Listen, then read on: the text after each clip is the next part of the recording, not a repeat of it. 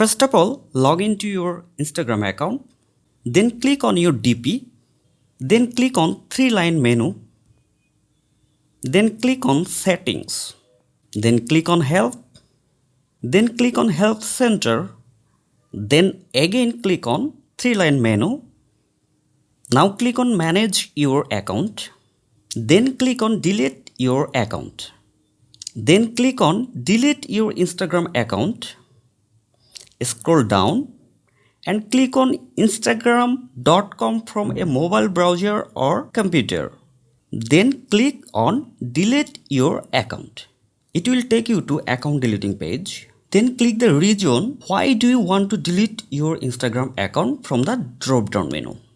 I choose created a second account. Then retype your password. And then finally click the delete button to delete your Instagram account permanently. Thank you so much for watching the video and don't forget to subscribe us. Thank you.